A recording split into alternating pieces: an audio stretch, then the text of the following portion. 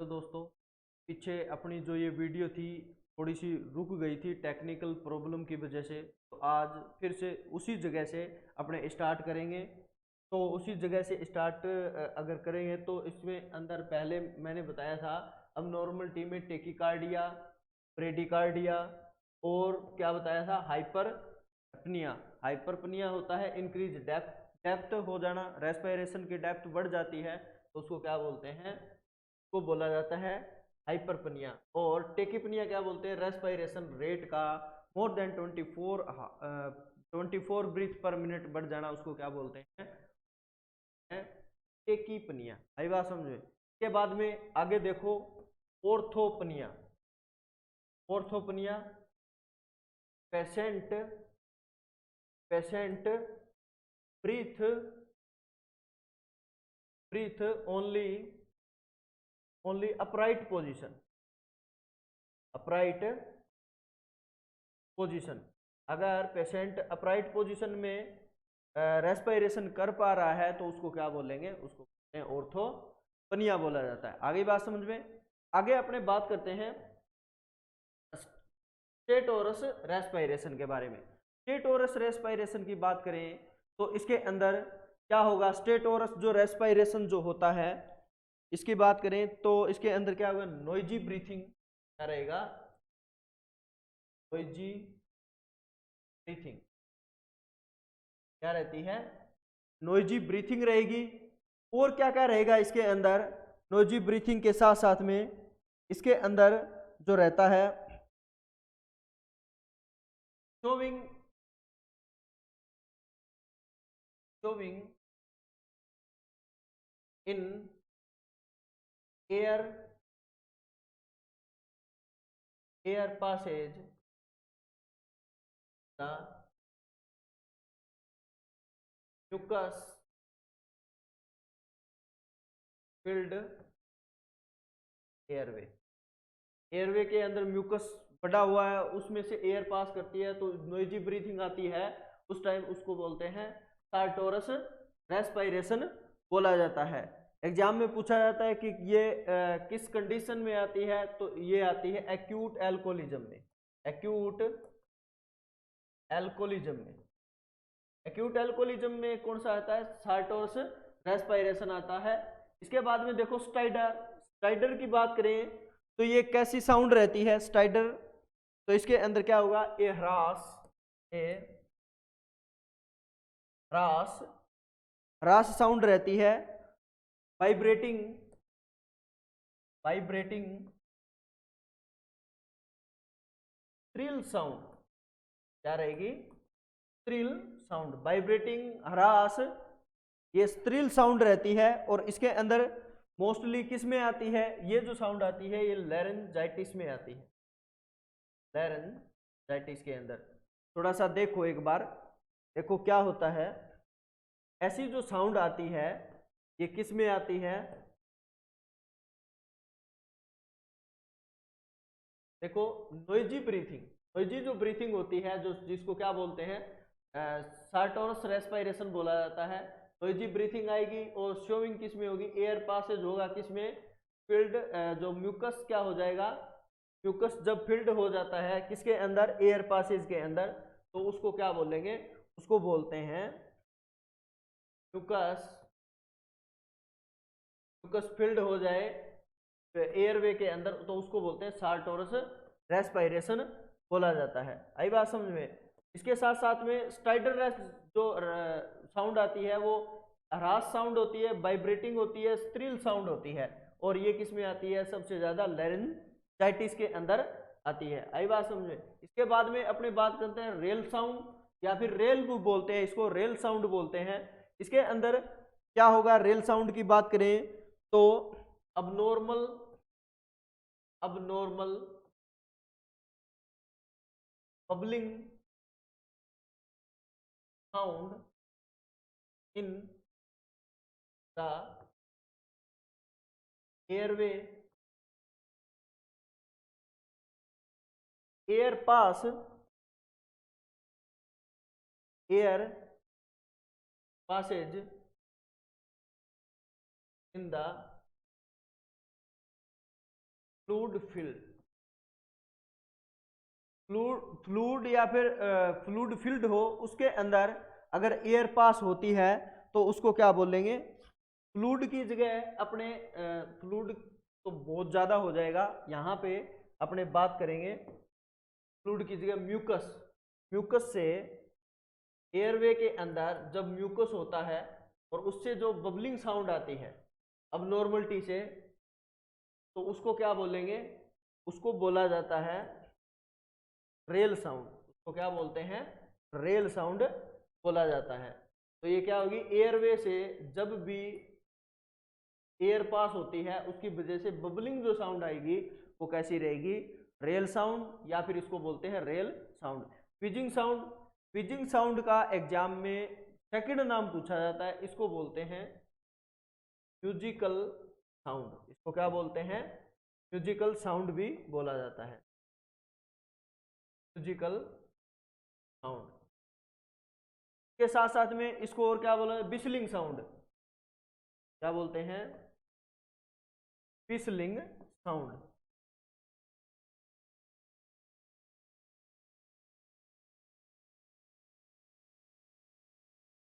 बिस्लिंग, आई बात समझ में? इसको क्या बोलते हैं? बिस्लिंग साउंड भी बोला जाता है।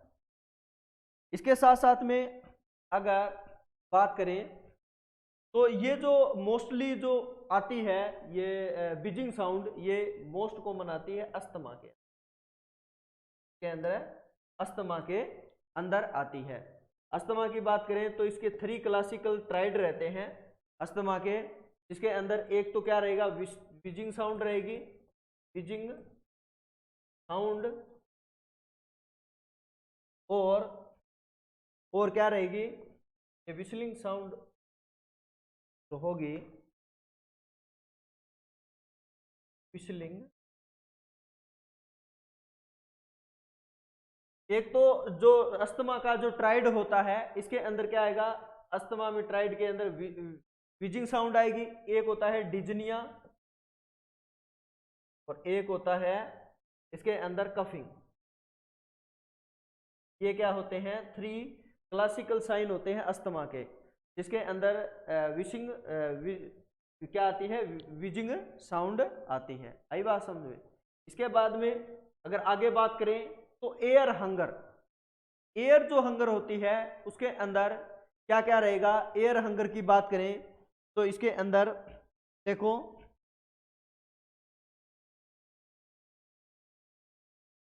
का air required in the body due to demand of the tissue. Tissue के डिमांड के अकॉर्डिंग क्या होती है? एयर रिक्वायरमेंट रहती है, उसको क्या बोलते हैं? एयर हंगर बोला जाता है। इसमें क्या है? रेस्पायरेशन, तो रेस्पायरेशन जो रेट होती है, रेस्पायरेशन जो रेट होती है क्या हो जाती है? इंक्रीज हो जाती है। आई बात समझ में? इसके बाद में बात करते हैं Cheyne stroke respiration. Time Stokes जो रेस्पायरेशन होता है इसके अंदर क्या होगा? Apnoea, apnoea with hyperpnoea, hyperpnoea. Apnoea with hyperpnoea को क्या बोलते हैं? टाइम स्ट्रोक रेस्पायरेशन बोला जाता है। टाइम स्ट्रोक रेस्पायरेशन की बात करें तो ये सबसे ज्यादा किसमें मिलेगा? Dysfunction of cerebral hemisphere, hemisphere अगर डिसफंक्शन हो गया है तो उसमें क्या मिलेगा आपको? टाइम स्ट्रोक रेस्पायरेशन मिलेगा। इसके साथ साथ में dysfunction of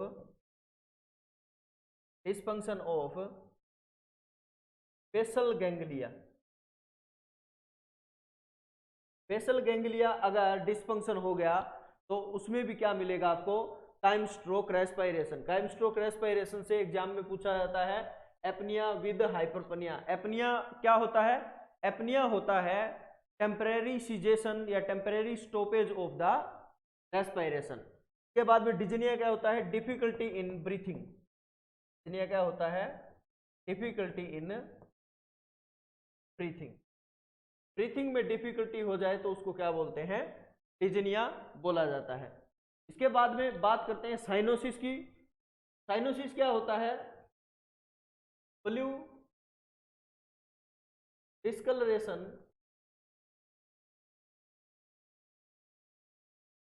discolouration of the blues discoloration हो जाता है किसका? ऑफ द टिश्यू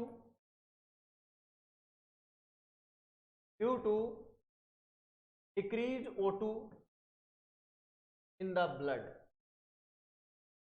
ब्लड के अंदर O2 या ऑक्सीजन की डिमांड कम हो जाना, सॉरी जो O2 है वो कम हो जाना, उसकी वजह से क्या है? ब्लूस डिस्कलरेशन हो जाता है टिश्यू का, उसको क्या बोलते हैं? साइनोसिस बोला जाता है। इसके बाद में देखो अनोक्सिया। अनोक्सिया का दूसरा नाम होता है हाइपोक्सिया। हाइपोक्सिया। अनोक्सिया का दूसरा नाम क्या होता है? हाइपोक्सिया बोलते हैं। इसमें क्या होगा? Decrease O2 in the tissue. Tissue के अंदर डिक्रीज हो जाना O2 का, ऑक्सीजन का, उसको क्या बोलते हैं? अनोक्सिया या फिर हाइपोक्सिया बोला जाता है। इसके बाद में देखो अनोक्सीमिया। अनोक्सीमिया का दूसरा नाम जो होता है उसको बोलते हैं हाइपोक्सीमिया। क्या बोलते हैं? हाइपोक्सीमिया बोला जाता है। इसके अंदर क्या होगा? डिक्रीज, क्या होगा? Decrease O2 in the blood. Blood के अंदर ऑक्सीजन का क्या हो जाना? लेवल कम हो जाना, उसको क्या बोलते हैं? उसको बोलते हैं अनोक्सीमिया। और टिश्यू के अंदर ऑक्सीजन का लेवल कम हो जाना, उसको क्या बोलते हैं? उसको बोला जाता है हाइपोक्सिया या अनोक्सीमिया। आई बात समझ में? सबसे पहले अगर बात करें कि टिश्यू के अंदर ऑक्सीजन की कमी आती है या फिर पेशेंट को ब्लड के अंदर ऑक्सीजन की कमी आती है, तो सबसे पहले ब्लड के अंदर आएगी कमी। ब्लड के अंदर ऑक्सीजन की कमी हो जाए तभी तो टिश्यू के पास में नहीं जा पाएगी ऑक्सीजन प्रॉपर तरीके, और उसकी वजह से क्या हो जाएगा? पेशेंट को हाइपोक्सिया। हाइपोक्सिया में जाते ही पेशेंट को क्या हो जाएगा? टेकीकार्डिया। क्या हो जाता है? टेकीकार्डिया। हाइपोक्सिया का जो होता है साइन क्या रहेगा? टेकीकार्डिया हो जाता है। इसके साथ साथ में पेशेंट को क्या हो जाएगा? साइनोसिस हो जाता है। आई बात समझे? इसके बाद में अपने बात करते हैं कुसमोल रेस्पिरेशन की, सॉरी, इसके बाद में अपने बात करते हैं एक्सपाइजिया की। एक्सपाइजिया क्या होता है? State of suffocation. State of suffocation. State of suffocation को क्या बोलते हैं? एक्सपाइजिया बोलते हैं। ठीक है। इसके बाद में कुसमोल रेस्पिरेशन की बात करते हैं। कुसमोल जो रेस्पिरेशन होता है, मोस्टली कुसमोल रेस्पिरेशन के अंदर क्या होगा? कुसमोल रेस्पिरेशन की बात करें तो इसके अंदर क्या होगा? डीप गैप्सिंग रेस्पिरेशन होता है। Deep deep gasping respiration. Deep gasping respiration होता है ड्यू टू एसिडोसिस की वजह से। अगर बॉडी में किसी भी वजह से एसिडोसिस हो जाए तो डीप गैस्पिंग रेस्पिरेशन होता है, उसको बोलते हैं कुसमोल रेस्पिरेशन। कौन सी कंडीशन में कुसमोल रेस्पिरेशन होता है? इसकी एक सिनोनियम है, तो देखो भी कौन कौन सी कैसी कैसी सिनोनियम रहेगी इसके अंदर। तो इसके अंदर देखो कुसमोल रेस्पिरेशन। कुसमोल रेस्पिरेशन देखो इसका ये क्या है? सिनोनियम होता है क्या कुसमोल रेस्पिरेशन के? सबसे पहले लिखो keto acidosis. Keto acidosis. Keto acidosis में क्या आएगा? कुसमोल रेस्पिरेशन आता है। इसके साथ साथ में यू से यूरेमिया। यूरेमिया यूरेमिया की बात करें तो क्या होगा? यूरिया, अबनॉर्मल यूरिया क्या रहेगा?